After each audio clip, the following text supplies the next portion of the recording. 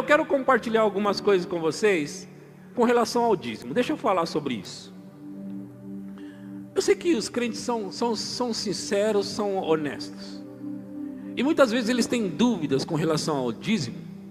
Mas é porque muita gente fala muita coisa. E na internet hoje se fala também muita coisa contra. Gente fala a favor. Então as pessoas não sabem exatamente se é certo ou errado. Se o dízimo é bíblico, não é bíblico. Se é da lei, é fora da lei. As pessoas não sabem. E eu compreendo elas. Se elas nunca forem ensinadas, elas não vão saber. Agora, o que não é honesto é você ter a oportunidade de aprender sobre o assunto e não abrir o seu coração para aprender. Ok? Por lado. E se eu conseguir argumentar de acordo com a palavra de Deus, de maneira forte, aí eu quero que você receba. Se eu não conseguir, se os argumentos que você tem hoje forem mais fortes do que os que eu vou apresentar, então fica com os seus argumentos. Mas tem que ser uma questão justa aqui. Se os argumentos que eu apresentar para você forem fortes, pegue eles. Ok? Então eu quero falar com você sobre a questão do dízimo. Por que é necessário? Porque há uma importância muito grande com relação a entender, saber sobre o dízimo e praticar o dízimo. Só que muitas pessoas, elas se perdem com muitas conjecturas e elas acabam não entendendo. Então, eu vou começar com um texto que não fala do dízimo, tá? É um texto que todo mundo conhece, que eu já preguei até aqui mesmo sobre outro aspecto dele, mas eu vou começar com ele porque eu quero mostrar um ponto. E aí eu vou pegar alguns pontos na Bíblia de Gênesis, eu vou até Hebreus, e nós vamos compartilhar algumas coisas.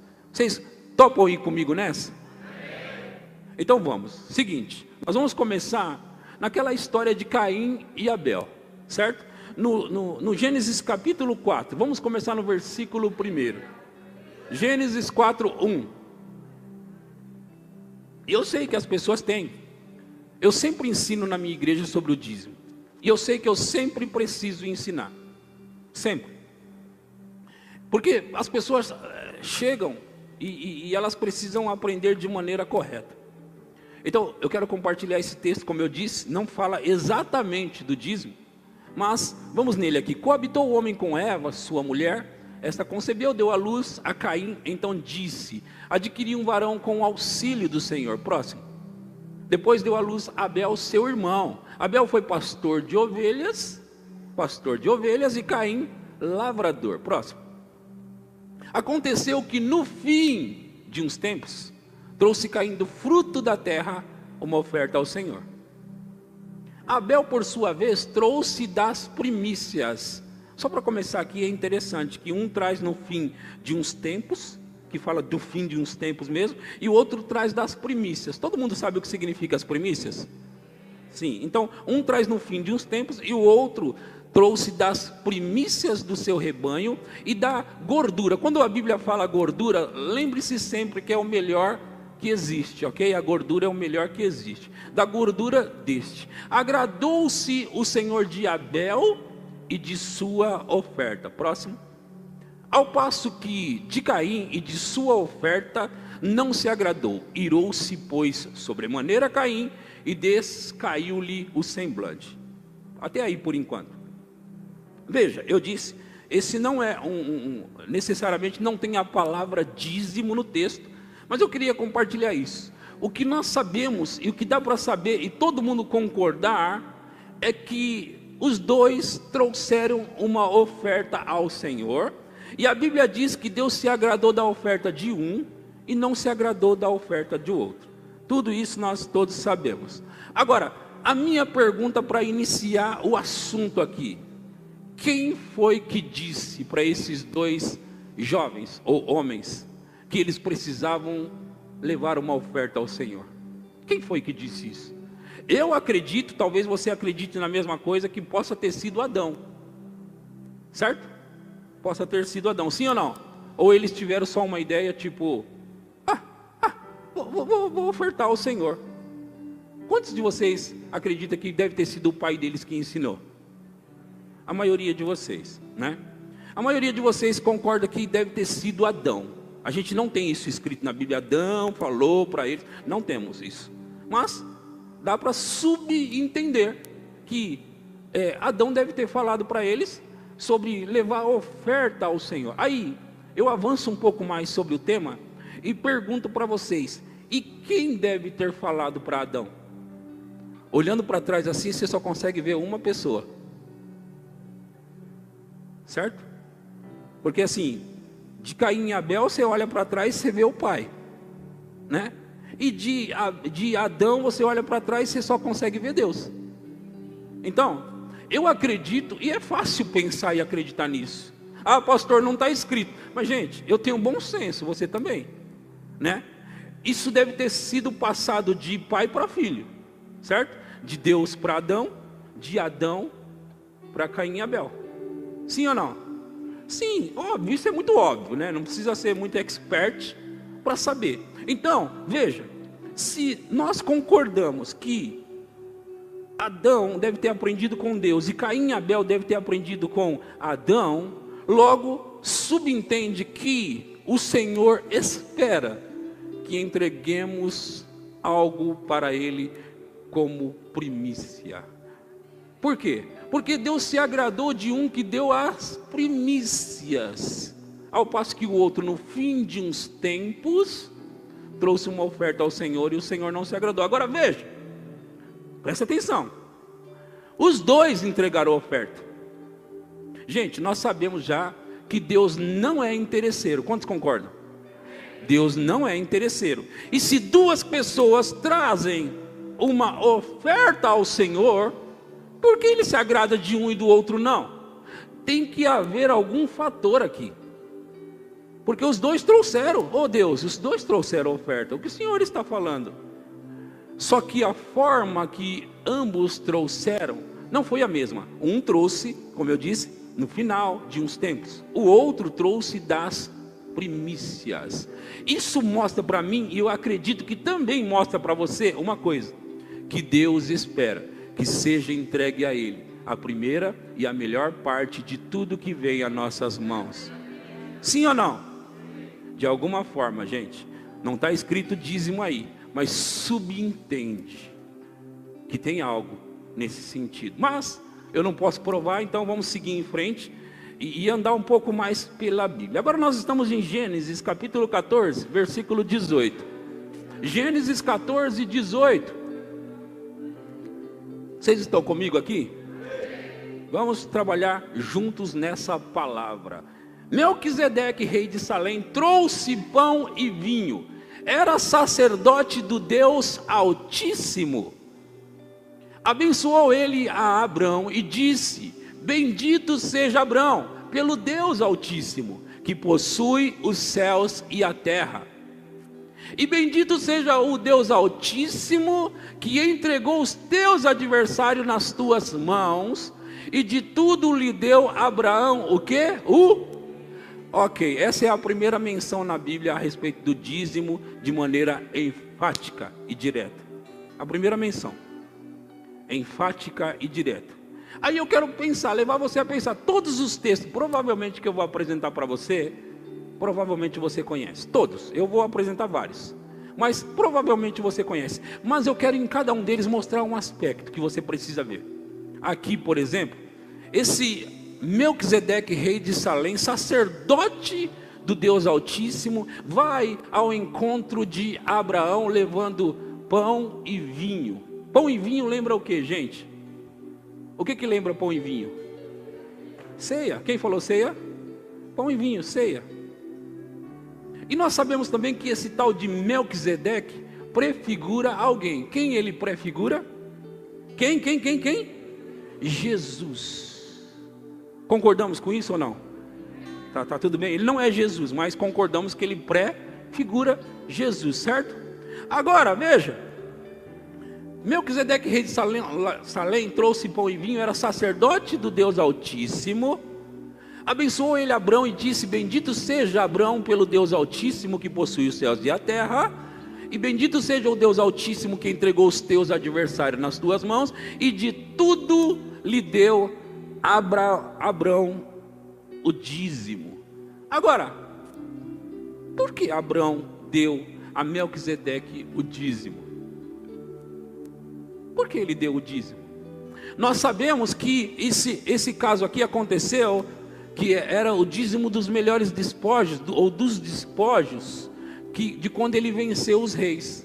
Ele venceu os reis, pegou, separou o dízimo de tudo. Olha, quando ele venceu os reis, quando alguém vence uma batalha, ele fica com todos os despojos. Os despojos são os bens, as coisas, tudo, né, que está envolvido ali. Então, os animais, as roupas, o ouro, a prata, tudo são os despojos. Então, porque Abraão venceu esses reis, era digno ele ficar com tudo. Agora, a Bíblia diz que Abraão pegou e de tudo isso que ele conquistou, ele separou o dízimo e deu a Melquisedeque, certo? Só que aquilo que era direito dele, porque ele venceu a guerra, ele não ficou com ele devolveu para os outros reis que tinham perdido a guerra para esses reis.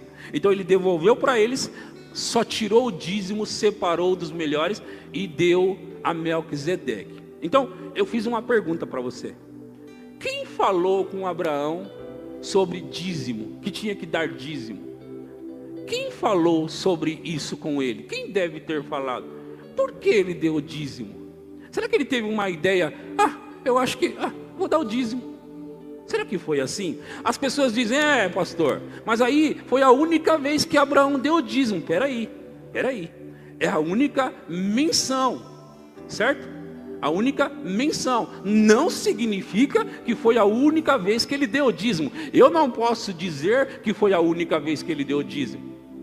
Tem muitas coisas, por exemplo, no caso de Jesus, que foi citado uma vez, que não quer dizer que ele fez uma vez só. Mas a Bíblia diz que se fosse escrito tudo o que Jesus fez, por exemplo, os livros não comportaria. Nesse caso, será que Deus é muito esperto, muito inteligente, muito sábio? Será que ele precisaria ficar todas as vezes citando a mesma coisa? Ele põe a menção sobre o caso para que nós entendamos que aquilo é importante. Agora, se esse homem chamado Abraão vai para uma guerra, vence a guerra, ele não quer os despojos, mas ele separa o dízimo e entrega a Melquisedeque antes de dar para os reis de volta os despojos. Agora, será? Na minha cabeça eu não consigo pensar de maneira diferente, que era costume de Abraão dar e devolver ao Senhor o dízimo. Era costume dele. Agora veja. Eu perguntei de quem ele deve ter aprendido. Obviamente deve ter aprendido dos pais, certo? E se nós formos puxar, nós vamos acabar chegando de novo em Deus. Nós vamos acabar chegando em Deus novamente. Então, de pai para filho foi se ensinando o dízimo. De pai para filho foi se ensinando sobre essa questão. Como você sabe, pastor? Porque está muito óbvio para mim. Vou te mostrar mais um texto a respeito do assunto, que foi passando mesmo de pai para filho. Em Gênesis 28, 22. Gênesis 28, 22. Meu tempo está voando e eu nem comecei.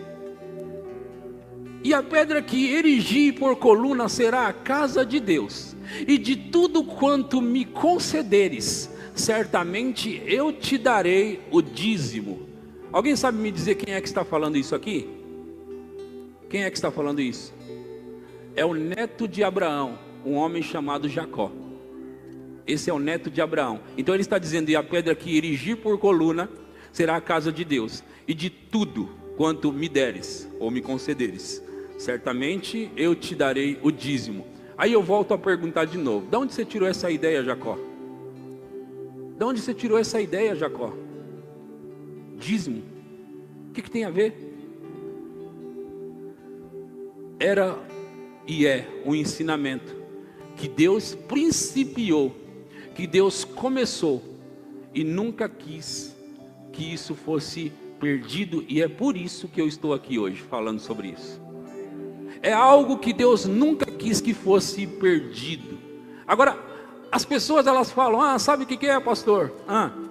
O dízimo é da lei, mas eu nem cheguei na lei ainda, porque a lei foi dada 430 anos depois de Abraão, e Abraão está pagando dízimo, e Jacó está pagando dízimo, e provavelmente aquilo que foi feito para o Caim e Abel era também o dízimo, provavelmente. Por quê? Foi passando-se de geração em geração, e eu nem cheguei na lei,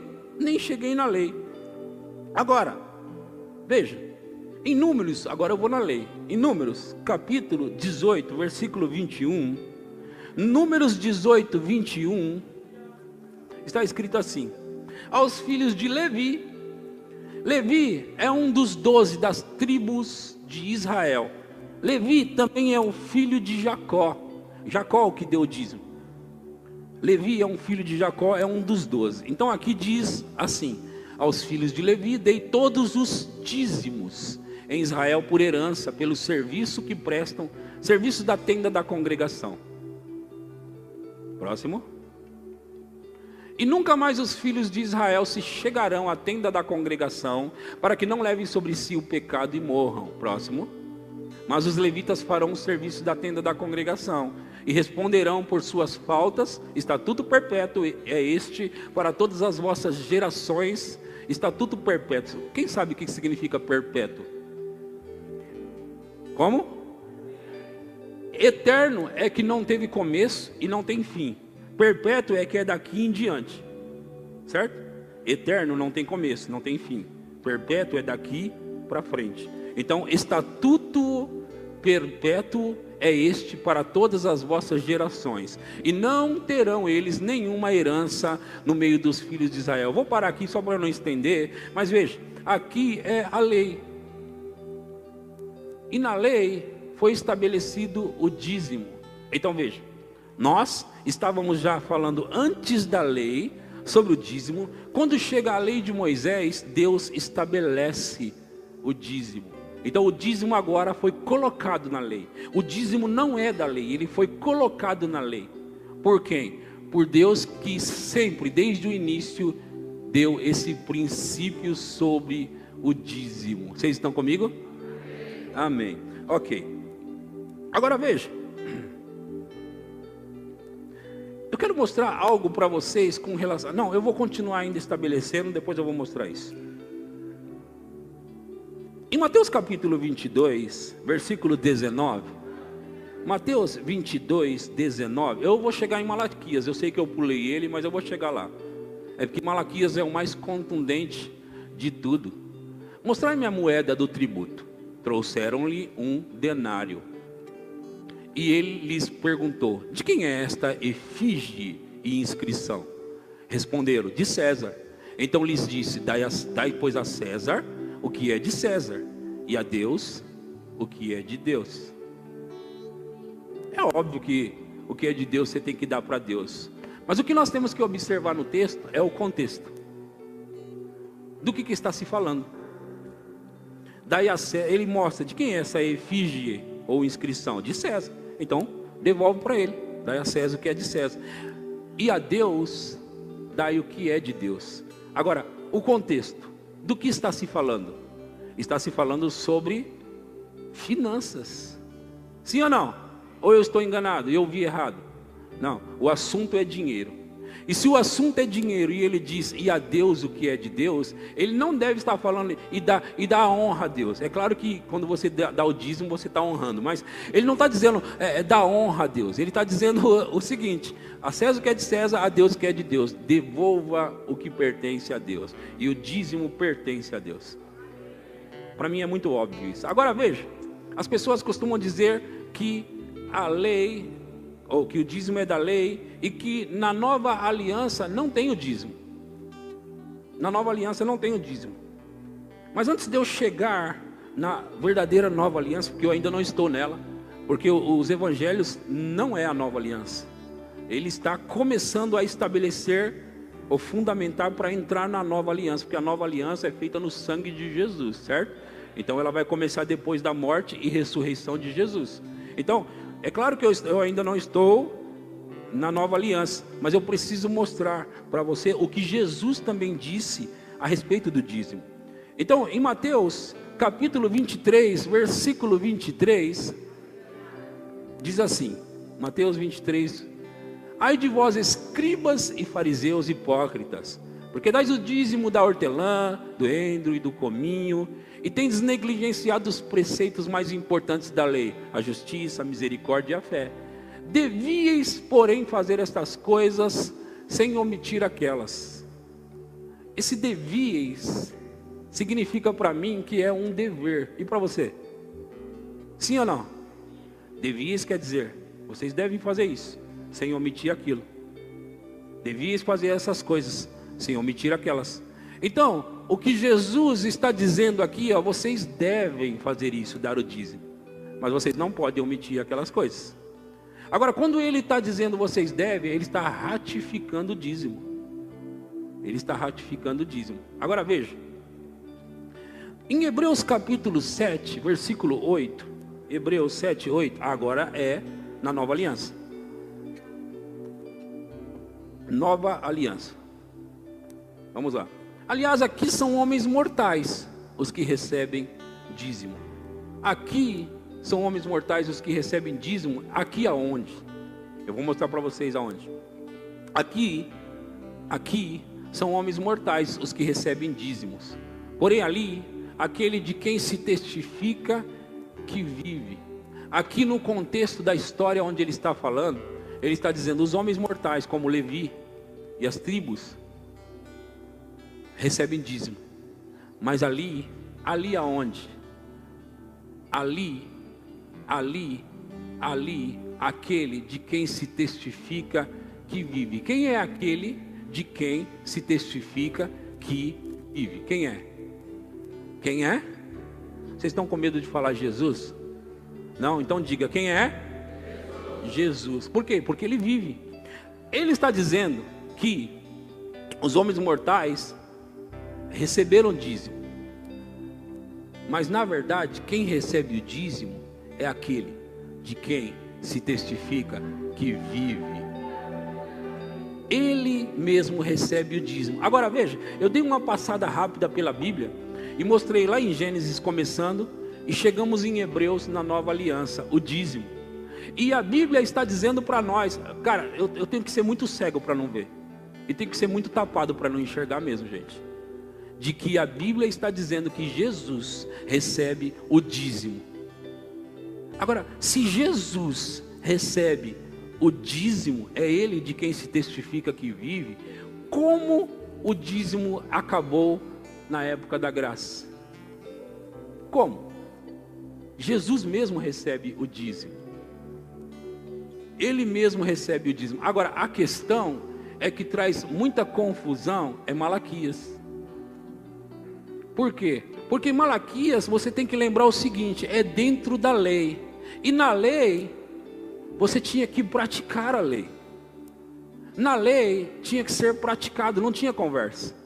E era impossível praticar a lei. Mas na lei, em Malaquias 3:8, diz assim, na lei, ok? Na lei. Malaquias 3:8, roubará o homem a Deus, todavia vós me roubais e dizeis, em que te roubamos? Nos dízimos e nas ofertas. Tem que lembrar você que nós estamos lendo a lei e nós não estamos na lei, ok, gente? Vocês estão comigo, gente? Nós estamos lendo a lei, ou o que está na lei, e não serve para nós. O que serve para nós daí, não é as práticas, as regras. O que serve para nós é tanto o princípio, quanto o ensinamento, a importância do assunto. Agora, as regras não servem para nós, porque nós não estamos na lei. Mas vamos ler mesmo assim. Próximo. Com maldição sois amaldiçoado, porque me roubais a mim, vós toda a nação. Agora veja, mesmo que é na lei, ou era na lei, Deus está falando isso. O mesmo Deus que começou em Gênesis, ensinando sobre isso, Ele está dizendo na lei, com maldição sois amaldiçoado, porque a mim me roubais, vós toda a nação. Próximo. Trazei todos os dízimos à casa do tesouro, para que haja mantimento na minha casa, e provai-me nisto, diz o Senhor dos Exércitos. Se eu não vos abrir a janela do céu, e não derramar sobre vós bênção sem medida. Próximo. Por causa de vós, repreenderei o devorador, para que não vos consuma o fruto da terra. A vossa vide no campo não será estéril, diz o Senhor dos Exércitos. Próximo. Todas as nações vos chamarão felizes, porque vós sereis uma terra deleitosa, diz o Senhor dos Exércitos. Agora veja, aqui é a lei, e na lei havia maldição para quem não desse o dízimo. Aqui na graça não há maldição para quem não der o dízimo. Não, pastor? Não. Então eu estou livre de dar? Veja, aqui na nova aliança, não há mais maldição sobre nós. Nós estamos livres de maldição. Se você não quiser dar o dízimo, você não dá. Ô pastor, então eu estou livre? Calma aí. Calma aí, eu vou te explicar. O que é o dízimo na nova aliança? O dízimo na nova aliança é exatamente parecido com isso que eu vou mostrar para você em Provérbios 3:9. Provérbios 3:9 diz: honra ao Senhor com os teus o quê? E com as primícias de toda a tua? Honra ao Senhor com os teus bens. Porque aqui na nova aliança não é feito baseado em lei. Aqui na nova aliança é feito baseada em graça e honra. Graça, diga graça e honra. Como assim, pastor? Olha, eu ensino o dízimo na minha igreja. E eu ensino as pessoas que elas dão o dízimo e continua valendo. De Gênesis a Apocalipse, o dízimo sempre vai valer. Só que agora o dízimo é como antes da lei. Como assim antes da lei? Agora o dízimo para nós é igual o nosso pai Abraão. Ele dava o dízimo fora da lei. Não havia maldição para ele se ele não desse o dízimo. Não havia maldição para Isaac se não desse o dízimo. Não havia maldição para Jacó se não desse o dízimo. Esses caras estavam antes da lei. É na lei que há maldição. Fora da lei, antes e depois não há maldição. Agora, Abraão honrava a Deus com o dízimo, porque ele entendia o princípio. Agora veja, não há maldição, mas há bênção sobre honrar a Deus. Olha em que lugar nós viemos parar, gente. Estar na nova aliança é tão maravilhoso. Então eu vou falar de novo. Na nova aliança não há maldição por não dar o dízimo. Não, mas há bênção por fazer. Por quê, pastor? Porque honra ao Senhor com os teus bens. Se você honrar ao Senhor com os teus bens e com as primícias de toda a tua renda, próximo, e se encherão fartamente os teus celeiros e transbordarão de vinho os teus lagares. Abraão sabia disso, Jacó sabia disso. Senhor, tudo que o Senhor me der, certamente eu te darei o dízimo. Porque ele disse isso? Porque ele entendia que Deus honra aquele que honra a Ele. Agora, antes de eu acabar, eu falei sobre o dízimo, eu espero que isso esteja estabelecido. Eu não vou prolongar. Nós temos na nova aliança, e fazemos por generosidade o dízimo e a oferta. Certo? Eu quero mostrar uma outra coisa com relação à oferta para você. E eu vou passar nisso rapidinho. Você já deve ter ouvido várias vezes, talvez centenas de vezes, sobre aquela mulher viúva de Sarepta. A Bíblia diz que havia várias viúvas necessitadas naquela região na época de Elias. Várias. Só que a Bíblia diz no Novo Testamento, falando sobre o Velho, ela diz: mas por que Deus mandou Elias somente aquela viúva de Sarepta? Um dos motivos que eu acredito é por causa do temor dela a Deus. Olha, uma mulher que foi encontrada por Elias, que disse: nós temos uma última refeição, meu filho e eu vamos comer e vamos morrer. O Senhor fala com um homem chamado Elias, que Deus já está sustentando ele. Deus já estava sustentando Elias, não é? Os corvos traziam carne, tinha um riacho que dava água, Deus estava sustentando ele. Agora Deus disse: Elias, levanta, vai a Sarepta, que pertence a Sidom, a uma mulher viúva, e eu ordenei que ela te sustente. Veja a conversa de Deus: eu ordenei que ela te sustente. Agora nós sabemos já que essa mulher disse para Elias, porque nós já lemos isso, que ela vai comer essa refeição e vai morrer. Mas Deus disse que Ele ordenou que ela sustente. Como faz? Então, Quando Elias chega e diz, me dá um pouco d'água, ela dá um pouco d'água para ele. Você tem que lembrar que estava faltando água também. Ela dá. Agora ele diz, passa um bolo para mim. Ela diz para ele, tão certo como vive o Senhor, eu tenho uma refeição para mim e para o meu filho, nós vamos comer e nós vamos morrer. E o profeta diz para ela assim, não temas, vá e faça disso primeiro para mim. Agora veja, eu sempre mostrei isso de algumas formas com um certo aspecto, mas eu queria mostrar para você um outro aspecto disso. Veja, se Deus está dizendo que essa mulher vai sustentar Elias, significa que Deus vê que ela pode sustentar Elias, só que ela não sabe disso. Agora, quando ela vai saber? Quando ela agir à altura do que Deus está dizendo. Vamos lá.